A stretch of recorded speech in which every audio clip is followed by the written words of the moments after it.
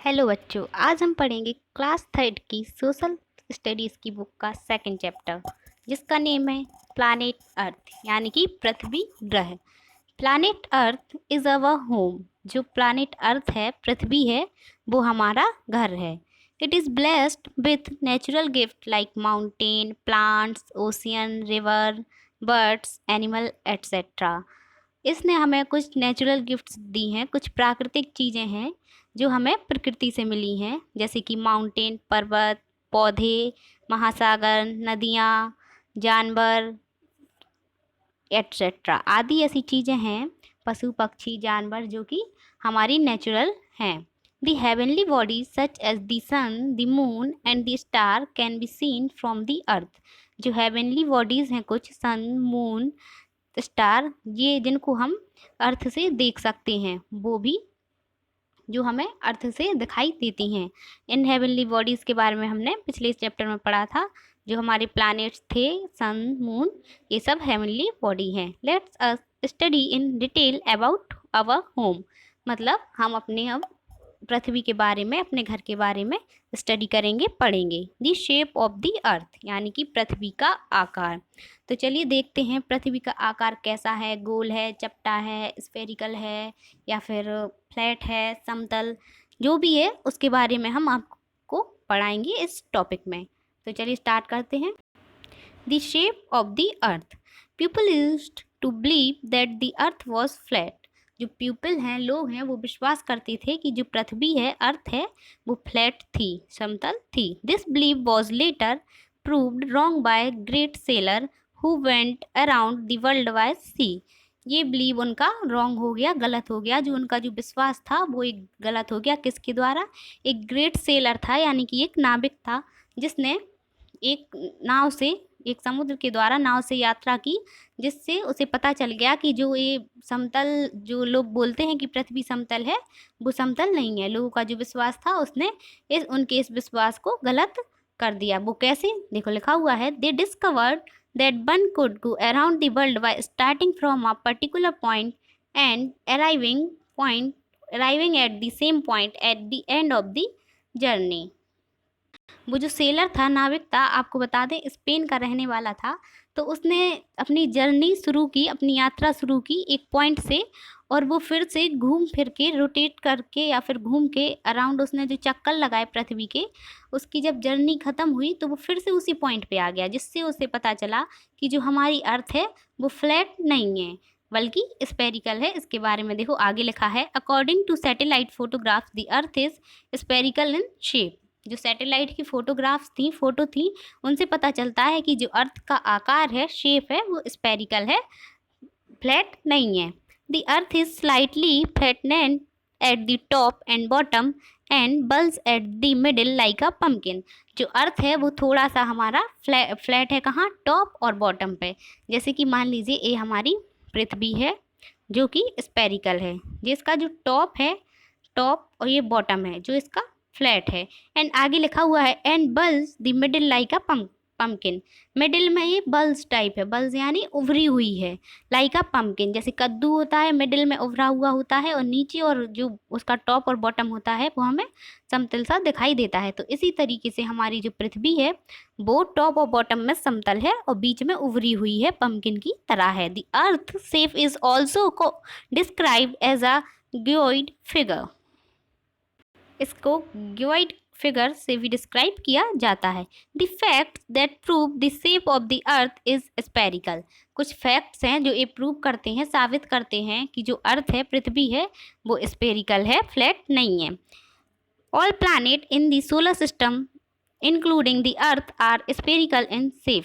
ये हमारा पहला फैक्ट है जो ये प्रूव करता है कि जो अर्थ है वो हमारी स्पेरिकल है, गोल है, फ्लैट नहीं है, समतल नहीं है। तो जो इसका पहला पॉइंट है वो है कि जो सोलर सिस्टम में, हमारे सौर परिवार में, सौर मंडल में सभी प्लैनेट हैं वो स्पेरिकल हैं, अर्थ को भी मिला के। इसलिए जो हमारी अर्थ है वो भी स्पेरिकल है शेप में। The pole star is visible on visible only in the northern part of the earth because of the spherical shape of earth। जो हमारा पोल स्टार होता है, ध्रुव तारा होता है, उसको केवल हम उत्तर दिशा में ही देख पाते हैं। वो क्यों? क्योंकि जो अर्थ है उसका शेप स्पेरिकल है इसलिए। हाँ, तो जो ध्रुव तारा है उसको हम पृथ्वी के नॉर्थन पार्ट में ही देख पाते हैं, उत्तर दिशा में देख पाते हैं, क्योंकि जो पृथ्वी है वो स्पेरिकल है। इसके बाद हम पढ़ेंगे the movement of earth. Movement of earth, earth कैसे मूव करती है एक प्लेस से दूसरी प्लेस। जब हम कोई भी चीज़ वन प्लेस से दूसरी प्लेस पे जाती है, अनदर प्लेस पे जाती है, तो उसको मूवमेंट कहते हैं। या वह अपनी प्लेस पे भी मूव करती है, चलती है, तो उसको भी हम लोग मूवमेंट बोल सकते हैं। तो जो हमारी अर्थ है वो कैसे मूवमेंट करती है? The earth has two movement, namely rotation and revolution. जो अर्थ है वो दो मूवमेंट करती है जिनके नाम है रोटेशन और रिवोल्यूशन। रोटेशन को हम लोग बोलते हैं घूर्णन, है, और जो रिवोल्यूशन होता है उसको बोलते हैं परिक्रमा या परिक्रमण। तो चलिए रोटेशन के बारे में देखते हैं। Rotation refer to the spinning of the earth on its own axis.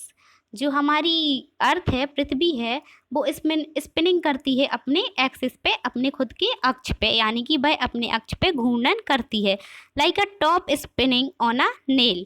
तो ये है कि जो पृथ्वी है वो अपने अक्ष पे घूमती है, खुद एक ही जगह मतलब रोटेट करती है, उसका घूर्णन करती है, तो उसी को हम लोग रोटेशन कहते हैं। इट टेक्स 24 आवर और 1 day for the earth to make one rotation on its axis. अब पृथ्वी को अपने अक्ष पर घूमने में, घूर्णन करने में 24 घंटे लगते हैं, या फिर हम कहें तो एक दिन लगता है। इसी को हम लोग रोटेशन बोलते हैं। अगर हम लोग सिंपल सी लैंग्वेज में बोलें तो रोटेशन का मीन्स होता है earth rotation is the rotation of planet earth around its own axis, यानी कि पृथ्वी का अपने अक्ष पर घूमना या अपने अक्ष पर स्पिनिंग करना, घूर्णन करना ही रोटेशन कहलाता है। अपने अक्ष पर घूमना ही रोटेशन कहलाता है, घूर्णन कहलाता है। नेक्स्ट है इसके बाद रिवोल्यूशन। रिवोल्यूशन के पहले जो इधर ये फिगर दिया हुआ है हमारा रोटेशन का, वो देख लें हम। ये हमारी पृथ्वी है, जिसके जो पृथ्वी है उसका जो अक्ष है इसी पर वो घूमती है। जैसे कि मान लीजिए हमारा एक ग्लोब होता है, उस पर एक पृथ्वी है, इसी पर एक घूमेगी, ऐसे घूमेगी, तो यही इसका रोटेशन होगा। इसके बाद हम लोग देखें रिवोल्यूशन, जिसको हम लोग बोलते हैं हिंदी में परिक्रमण या परिक्रमा करना। As the earth rotate it also moves. अगर अर्थ रोटेट होती है, घूमती है, तो वो मूव भी करती है, चलती भी है। The earth move around the sun along a fix orbit. जो अर्थ है, पृथ्वी है, वो सन के चारों ओर चक्कर लगाती है एक फिक्स ऑर्बिट में, या सूर्य की कक्षा होती है जो, जिसको हम लोग ऑर्बिट बोलते हैं, उसके चारों ओर चक्कर लगाती है। This movement is called revolution. तो जब पृथ्वी सूर्य के चारों ओर चक्कर लगाती है तो उसको हम लोग रिवोल्यूशन कहते हैं, परिक्रमा कहते हैं या परिक्रमण कहते हैं। It takes 365 and 1.4 days for the earth for the earth to complete one revolution। एक बार फिर से देखते हैं। It takes 365 and 1/4 days for the earth to complete one revolution।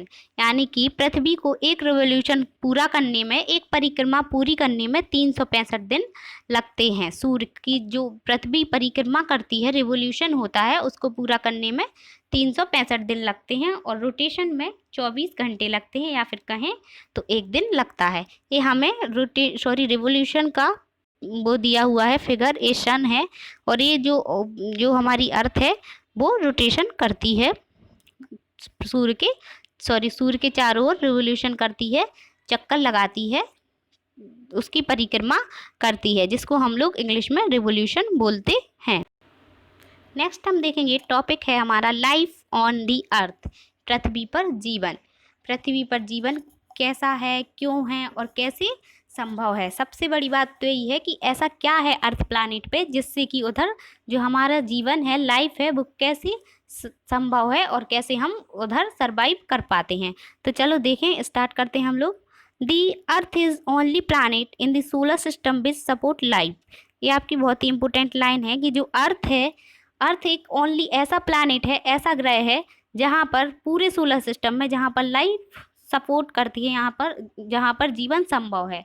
तो हम कहें कि जो सोलर सिस्टम है हमारा, सौर मंडल है, उसमें से अर्थ ही एक ऐसा प्लैनेट है जहाँ लाइफ हम लोग सरवाइव कर सकते हैं, जी सकते हैं, या फिर जहाँ पर जीवन संभव है। Scientist are still researching to find out better any other planet to support life. Scientist जो हैं वो रिसर्च करते रहते हैं कि हमें किसी और प्लानिट पर भी लाइफ संभव हो सकती है। There is no evidence to prove that there are living beings in other planet. लेकिन कोई भी ऐसा एविडेंस नहीं है, कोई भी ऐसा भी सबूत नहीं मिला है जो अदर प्लान जो ये बता सके कि अदर प्लानिट्स पर भी लाइफ संभव है। Life is possible on the earth because it has air water and the sunlight. तो हाँ, जो लाइफ कैसे हमारी पॉसिबल है अर्थ पे, तो ये दिया हुआ है कि life is possible on the earth because it has air water sunlight. पानी, हवा और जो सनलाइट होती है, सूर्य का प्रकाश होता है, उसकी वजह से ही हमारी अर्थ पर लाइफ संभव है, जीवन संभव है। All living beings need air to breathe. सभी लिविंग बींग्स को, जो सभी सजीव वस्तुएं होती हैं या फिर सभी सजीवों को ज़रूरत होती है एयर की, सांस लेने के लिए, हवा की ज़रूरत होती है सांस लेने के लिए। Water is also essential for life. Water भी हमारी लाइफ के लिए, हमारे जीवन के लिए ज़रूरी है। We can not live for more than a few day without drinking water. हम कुछ दिनों से ज़्यादा नहीं रह सकते पानी को पिए बिना। हम कुछ दिन ही रह सकते हैं पानी पिए बिना, लेकिन जब ज़्यादा दिन हो जाते हैं, जैसे कि मान लीजिए एक एक या 2-3 दिन, इससे ज़्यादा हम पानी पिए बिना नहीं रह सकते। Sun is an important source for energy.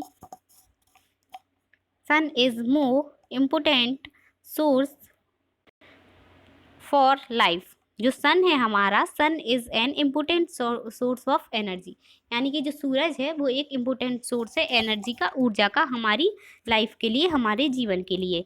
The light and heat provide by the sun help living beings to survive. जो लाइट और हीट मिलती है हमें सूर्य से, हाँ, तो जो हमारा सूर्य है वो हमें लाइट हीट प्रोवाइड करता है, देता है हमारी जीवन को चलाने के लिए, जीवन जीने के लिए, सरवाइव करने के लिए। लाइट और हीट बोले तो प्रकाश और ऊष्मा। The earth has all natural gift which make the existence of plant, animal and human beings possible on the earth. जो हमारा अर्थ है, प्लानिट है, उसके पास ऐसे नेचुरल गिफ्ट्स हैं जो जैसे कि जो हमारी पृथ्वी पे प्लांट्स हैं, एनिमल हैं, ह्यूमन बींग्स हैं, इनको जीवित रहने के लिए पॉसिबल बनाता है, इनका जीवन संभव बनाता है। जो नेचुरल गिफ्ट्स हैं, जैसे जैसे कि सन, वाटर, ये सब नेचुरल गिफ्ट्स हैं जो जिनकी वजह से ही हमारा जीवन पृथ्वी पर संभव होता है। इसके बाद नेक्स्ट हमारा है realms of our earth. Realms of our earth यानी कि पृथ्वी के कौन से क्षेत्र हैं। रियलिम्स का वैसे मीन्स होता है जोन। तो कितने जोन हैं, कौन से क्षेत्र हैं, तो चलो हम लोग पढ़ें। The earth consist of 3 realms namely water, air and land.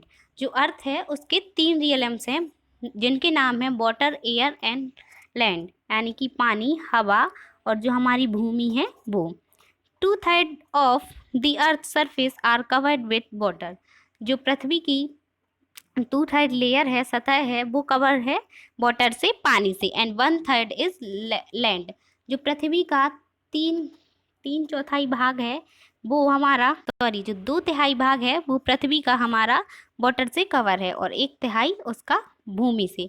This is why the earth is known as watery planet and blue planet. इसकी ही वजह से, क्योंकि जो पृथ्वी का ज़्यादा भाग है, 70% भाग है, वो हमारा पानी से कवर है और बाकी का 30% जो भाग है बोलें तो वो हमारा भूमि है, लैंड है। इसलिए इसको ब्लू प्लैनेट भी कहते हैं, क्योंकि ये पानी की वजह से ही नीला नीला दिखाई देता है। The 3 realms of the earth are called atmosphere, hydrosphere and lithosphere. जो 3 रियलिम्स होते हैं, जो एयर वाला होता है, हवा वाला होता है, उसको हम लोग एटमोसफियर कहते हैं, वाटर वाले को हाइड्रोस्फियर कहते हैं, एंड जो लैंड वाला होता है उसको हम लोग लिथोस्फियर कहते हैं। Each layer is important for our survival on the earth. हमारी सर्वाइव करने के लिए, अर्थ पे जीवित रहने के लिए, जीवन संभव बनाने के लिए तीनों लेयर हमारे लिए बहुत ही ज़रूरी हैं, बहुत ही इम्पोर्टेंट हैं। तो चलिए हम लोग एक एक लेयर को डिस्क्राइब करके पढ़ते हैं कि क्या है। A layer of air surround the earth, it is called the atmosphere. जो लेयर होती है, जो सतह होती है अब पृथ्वी की, वो एयर से, जिसके चारों ओर हवा होती है, उसको हम लोग एटमॉस्फेयर कहते हैं, जो एयर से सराउंड होती है।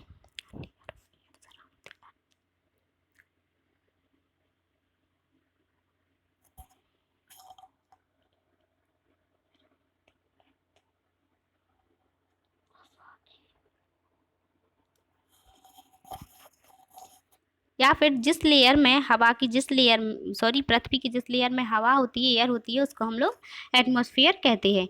The atmosphere is made up of gases such as nitrogen, oxygen and carbon dioxide which support life.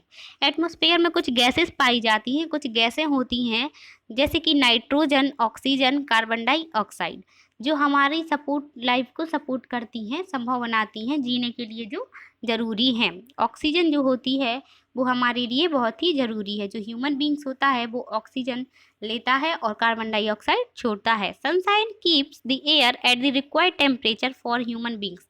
जो सनशाइन होता है वो एयर को कीप्स करता है, रखता है एक ऐसे टेम्परेचर पे जो human beings, plants and animal को जिंदा रख सकती हैं। ऐसा टेम्परेचर वो रखता है जितना उसके लिए सनशाइन ऐसा टेम्परेचर देता है जितना ह्यूमन बींग्स, प्लांट्स और एनिमल के लिए ज़रूरी होता है जिंदा रहने के लिए।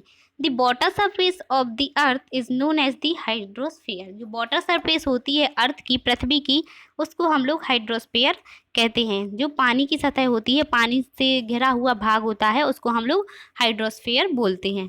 Water support a lot of aquatic creature like fish, turtles, crabs, shark, whales and water plants. जो पानी होता है, जो उन जीवों की लाइफ सपोर्ट करता है जो पानी में रहते हैं, जैसे कि हमारी मछली हुई, कछुआ हुआ, और क्या बोलते हैं, क्रैब्स यानी कि केकड़ा, और जो शार्क होती है वो एक फीमेल मछली होती है, और व्हेल मछली होती है, एंड वाटर प्लांट्स। जो वाटर प्लांट्स होते हैं, पानी में भी कुछ पौधे उग आते हैं। तो जो पानी होता है वो इनकी लाइफ को सपोर्ट करने के लिए, इन्हें जिंदा रखने के लिए पानी ज़रूरी होता है।